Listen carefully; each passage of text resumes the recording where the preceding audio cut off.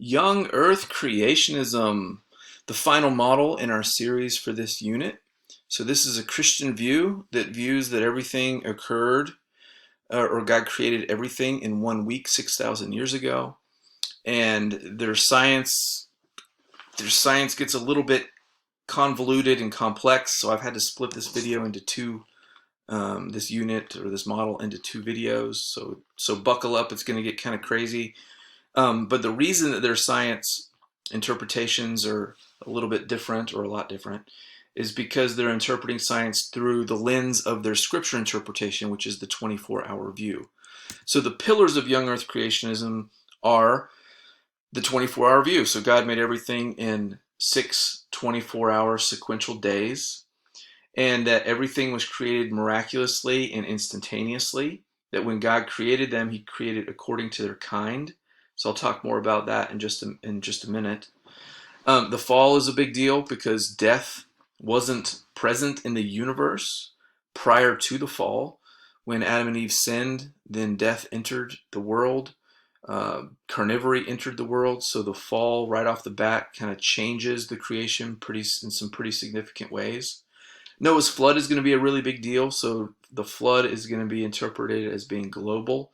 So the flood waters covered the whole earth. The flood changed the world pretty dramatically, as we'll see shortly. And it was the source of the majority of, but not all of, the fossil record. So I'll spend a lot of time on the flood because the flood's really important. It's a really important pillar to this model. Tower of Babel is pretty important too. So Tower of Babel is when God supernaturally creates, in this view, not only new languages, but also potentially new cultures and philosophies. So the Greeks and the Egyptians and so on, they would all basically have their root in the Tower of Babel incident. The genealogies of Genesis, and then even the ones in the New Testament in Matthew and Luke, are used to back calculate. We know when Jesus was born around 4 BC, so we can back calculate all the way to Adam, and that's where the young earth aspect of this model comes in. So the calculations arrive at around 4000 BC. So creation week began around 4000 BC. So everything is about 6,000 years old. And important to this view too is the idea that the theology or the interpretation of the Bible, especially the 24-hour view of Genesis 1, trumps any scientific consensus. So if scientists are saying that evolution happened or that humans descended from primates, that's because they're not interpreting their scientific data through the lens of the 24-hour view of Genesis 1. So that you're going to see that we're going to spend a lot of time discussing how young earth creationists create a scientific model that doesn't undermine a 24-hour view of Genesis 1 and a 6,000-year-old universe. All right, and so let's talk about that a little bit more. So oftentimes young earth creationists will distinguish between man's word and God's word. So man's word would be science, it would be evolution, it would be the Big Bang. And so these are man's ideas in their view, and they're done through, or they're arrived at by practicing science without taking the 24-hour view of Genesis 1 into account. So by reading the Bible and by accepting that God made everything in 24-hour days, that's going to give rise to young earth creationism. So they tend to view their model as based on the Bible and based on God's word, whereas science and the consensus of science is based on observation and experimentation and shouldn't be trusted. Here's a timeline that is going to be important as we move forward. So these are some of the main events in the in the young earth creationist model. So you don't have to memorize these dates. I just put them on here so you get a sense of scale, a sense of how quickly everything is progressing. We have creation and the fall shortly thereafter, around 4004 BC. And then we get humans that are descended from Adam and Eve that build cities and live in tents and so on. I'll talk about all this stuff in more detail throughout the rest of this video and the next. And so the pre-fall world existed for about 1700 years, and then the global flood came along, and it was about a year long. And again, the global flood is going to be really important for creating the fossil record. After the flood, the only people on Earth were the ones that walked off of Noah's Ark. And so they settled in the Middle East somewhere. We're not sure where. And then eventually they built the Tower of Babel. God creates languages, and that caused people to disperse.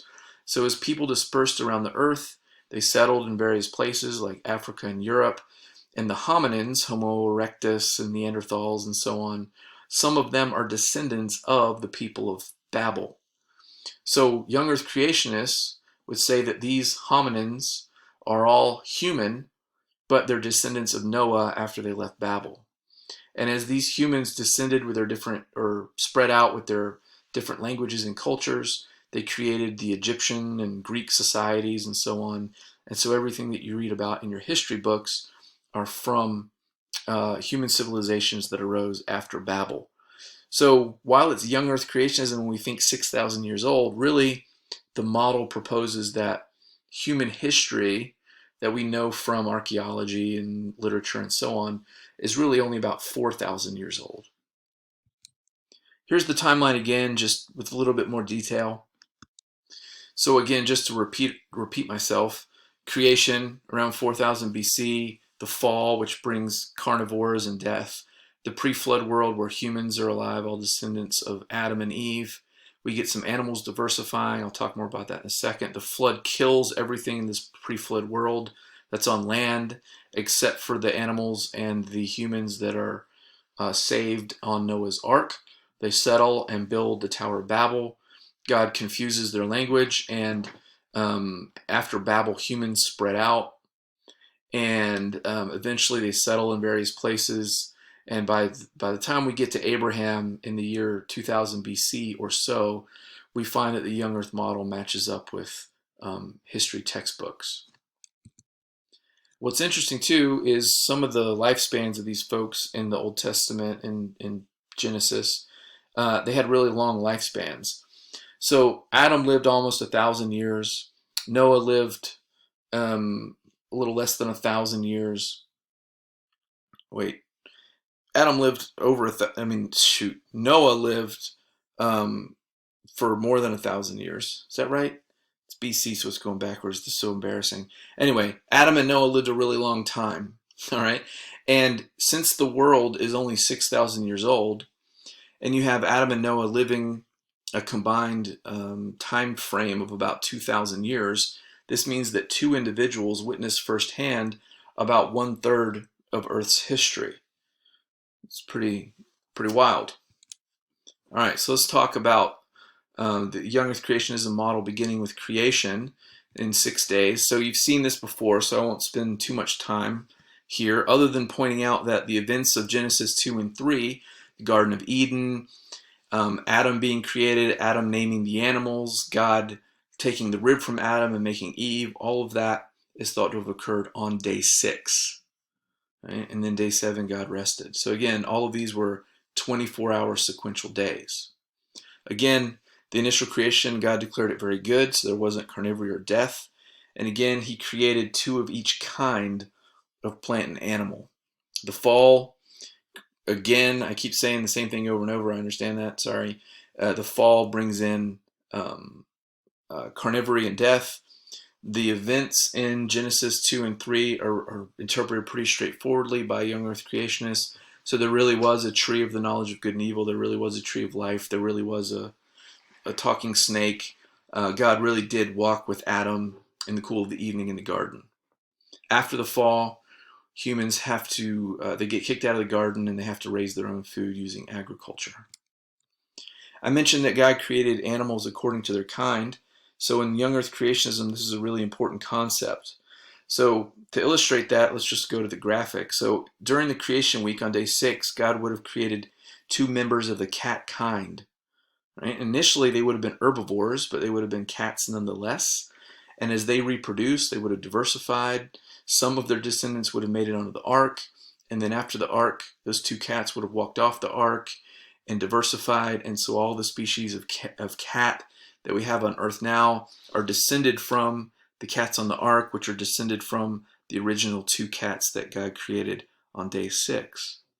So these are all members of the cat kind. So you can see that new species can arise within a kind, where that one kind can't become another. So these cats can become different species of cats, but these original cats can't become dogs or bears or wolverines or something else. All right, let's talk about the pre-flood world. So this is after the fall, but before the flood. And we don't know much about it. The Bible doesn't have a whole lot to say, and we don't really know hardly anything about it from archaeology or anything, because young earth creationists believe that it was all destroyed in the flood. So an important passage comes in Genesis 4. So in 17, Cain's building a city. So if you remember, Cain is one of the sons of Adam and Eve. So we've got cities right away in the second generation of, or the first generation of humans, second generation. And then in verse 20, it says that Jabal was the father of all of those who live in tents and raise livestock. His brother was the father of all who play stringed instruments and pipes. And that Tubal-Cain was forged tools out of bronze and iron. So we have tents and livestock, so like a pastoral lifestyle. We have musical instruments, and we have bronze and iron working after the fall but before the flood. These are what I called earlier lost civilizations because, again, we only know about them from the Bible. These were all destroyed, and we lost evidence for them in the global flood. The world before the flood would have looked a lot different, and so we don't know what it looked like. Maybe something like this. We'll come back to this idea a little bit later on. But the world that these guys and Adam and Eve would have lived on wouldn't have been the continents that we have now. The world would have been constructed much differently. So let's talk about the flood. All right, again, the flood was around 2348 BC. And again, it was global. It killed everything. It was about a year long, created much of the fossil record. And there were kinds, so at least two representatives of each kind was on the ark.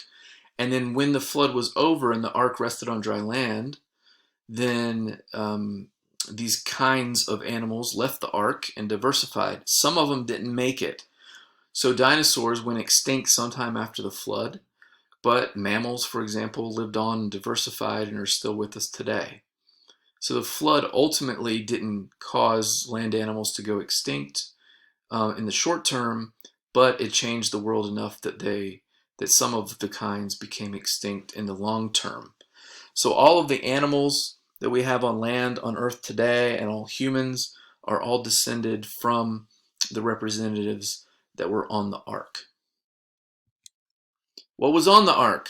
Well, if you went to Sunday school, like I did, maybe your Sunday school teacher showed you a picture, something like this. So when you imagine Noah's Ark, you probably imagine lions and tigers and penguins and beavers and giraffes and so on. But young earth creationists don't accept this. Right? In fact, nobody does. Nobody thinks that if there was an ark that it was full of modern animals. So if it wasn't modern animals on the ark, then what was? So these are some images taken from the book Ark Signs, which is published by Answers in Genesis. And Answers in Genesis is a young earth creation organization that has built a life-size replica of Noah's Ark in Kentucky. And on this life-size replica, they have some representatives or models of some of the representatives of animals that they think were maybe on the ark. So in the top picture, you can see that there are two members of the cattle kind. And so these individuals would have been the ancestors of bison and buffalo and antelopes. Right? So there wouldn't have been modern antelopes or bison on the ark. Those would all be descendants of this guy and this gal, or this guy and this gal. This is a pachycetid, so they're considered part of the pachycetid kind. So if you remember, or maybe you don't, we talked about whale evolution. Pachycetids are considered by science to be the ancestor of modern whales. So it's basically a semi-aquatic mammal with whale-like ears. Young earth creationists believe that it was a member of its own kind, so it's not an ancestor of whales, although some young earth creationists would disagree with that. And so they believe that it was on the ark. Members of the giraffe kind were on the ark, and look at this giraffe. He's got a short little neck. So again, the long-necked giraffes that we have in the world today would have been descendants of this gal. And so giraffe necks have gotten a lot longer over time. And so this is what giraffes look like on the ark. The horse, when we talked about horse evolution, I talked about how horses, the earliest horses we have in the fossil record, were really small and they walked on multiple toes and so on. So young earth creationists accept that some of these early horses were on the ark and they diversified into the horses that we have now. So modern horses weren't on the ark. It was these cute little four-toed small guys. All right, so this is also from, these are images taken from the Ark Encounter materials. And so these are some of the animals that are thought to be on the ark. We see some of the ones we just talked about. Here's the pachyceted kind. Here's the representative of the giraffe kind. But you also see a lot of weird reptiles and weird mammals that were thought to be on the ark. So again, the animals on the ark, according to young earth creationists, were very different from modern animals. And so Noah would have been taking care of some really weird critters, including dinosaurs. Were dinosaurs on the ark? You betcha.